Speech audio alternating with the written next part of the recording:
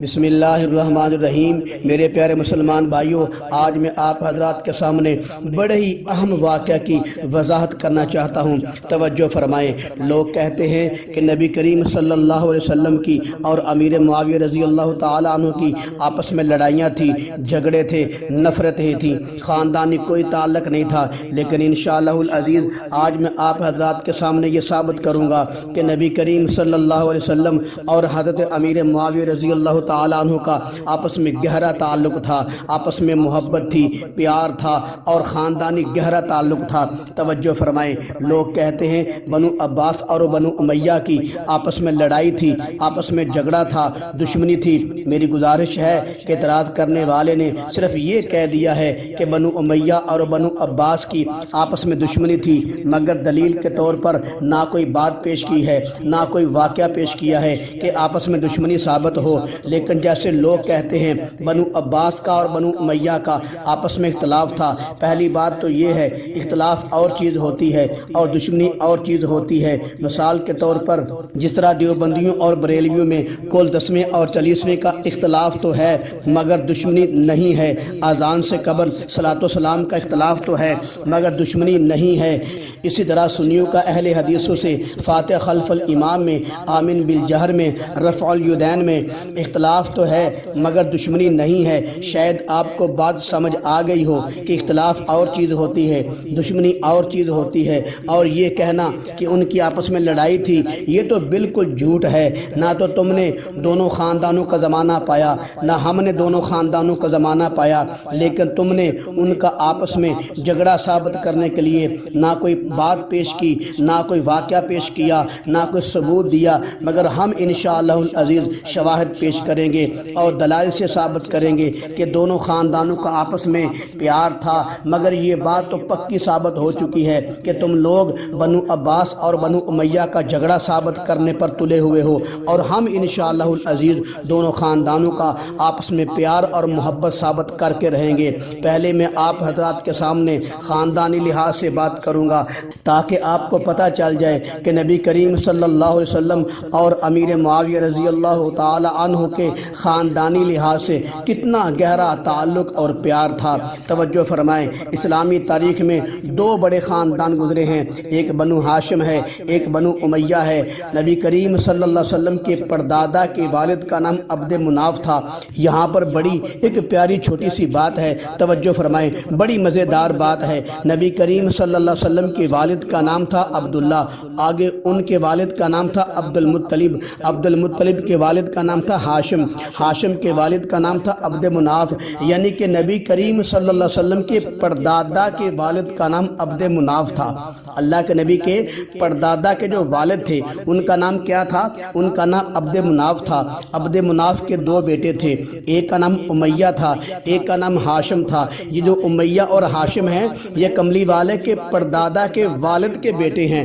توجہ فرمائیں، میرے کملی والے کے جو پردادا کے والد ہیں ان کے دو بیٹے تھے، ایک کا نام امیہ تھا، ایک کا نام ہاشم تھا۔ نبی کریم صلی اللہ علیہ وسلم کی پیدائش بنو ہاشم میں ہوئی ہے۔ امیر معاویہ رضی اللہ عنہ، عثمان غنی رضی اللہ عنہ، ان دونوں کی پیدائش بنو امیہ میں ہوئی ہے۔ ہاشم خاندان کی بات کرنے لگا ہوں، توجہ فرمائیں۔ ہاشم کے ایک لڑکے کا نام عبد المطلب ہے، عبد المطلب کے لڑکے کا نام عبداللہ تھا، اور عبداللہ کے لڑکے کا نام محمد رسول اللہ ہے صلی اللہ علیہ وسلم۔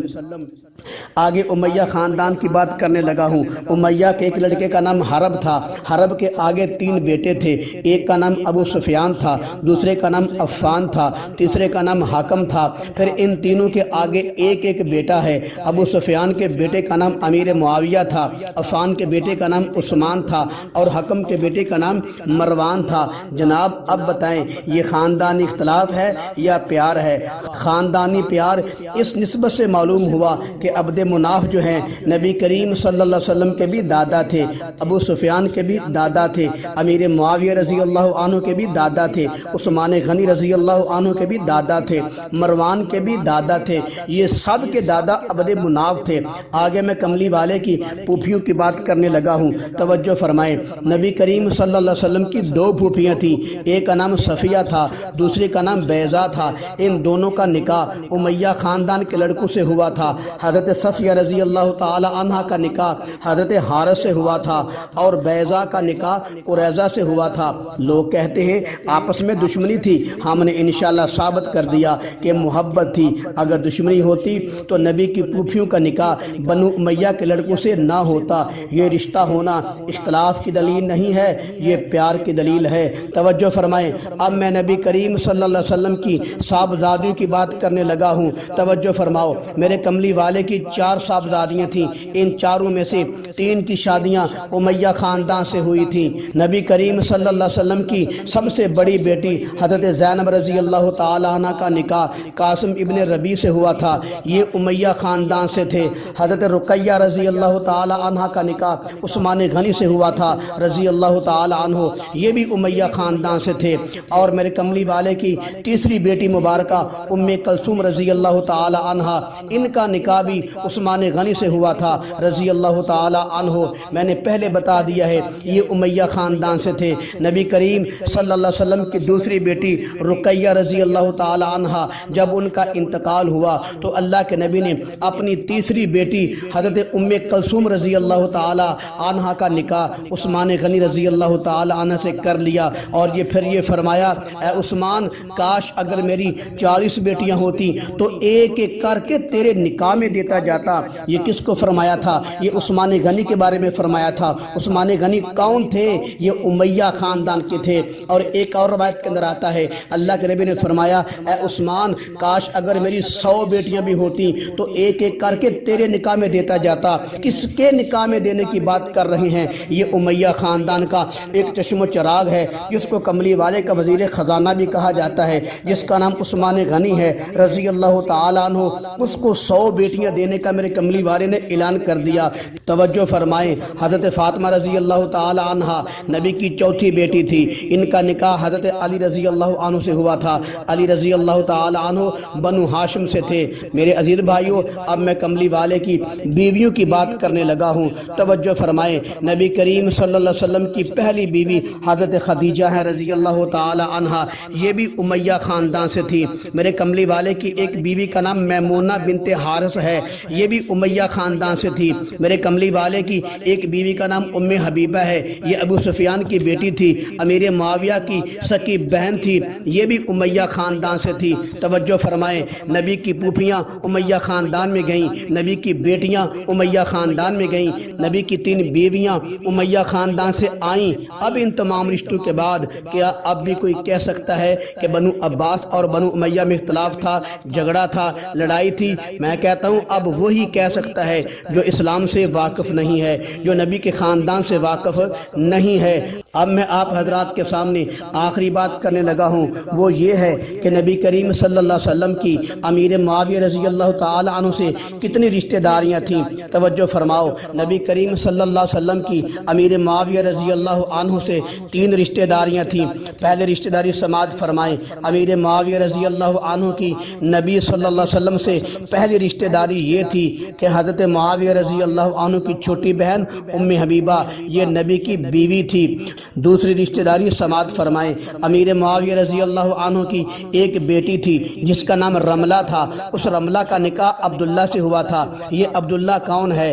جب نبی کریم صلی اللہ علیہ وسلم کی بیٹی رقیہ کا نکاح عثمان غنی سے ہوا تھا، ان سے ایک بیٹا پیدا ہوا تھا جس کا نام عبداللہ تھا۔ یہ عبداللہ رقیہ کا بیٹا تھا، نبی کا نواسہ تھا۔ اس نبی کے نواسے کا نکاح امیر معاویہ رضی اللہ عنہ کی بیٹی رملہ سے ہوا تھا۔ یہ عبداللہ نبی کا نواسہ امیر معاویہ رضی اللہ عنہ کا داماد بن گیا۔ تو معلوم ہوا عبداللہ کا باپ عثمان نبی کا داماد ہے، تو عبداللہ امیر معاویہ کا داماد ہے۔ اب تیسری رشتہ داری سماعت فرمائیں، امیر معاویہ رضی اللہ عنہ کی نبی کریم صلی اللہ علیہ وسلم سے تیسری رشتہ داری سنیں۔ نبی کریم صلی اللہ علیہ وسلم کی ایک بیوی کا نام ہے میمونہ بنت حارث۔ اس میمونہ کی 8 الاتی بہنیں تھیں، ان 8 بہنوں میں سے ایک کا نام قریبۃ الصغریٰ ہے جو امیر معاویہ رضی اللہ عنہ کی بیوی ہے۔ تو اس رشتہ داری سے نبی کریم صلی اللہ علیہ وسلم اور امیر معاویہ رضی اللہ تعالیٰ عنہ دونوں ہم زلف ہیں۔ اب بتائیں یہ اختلاف ہے یا پیار ہے؟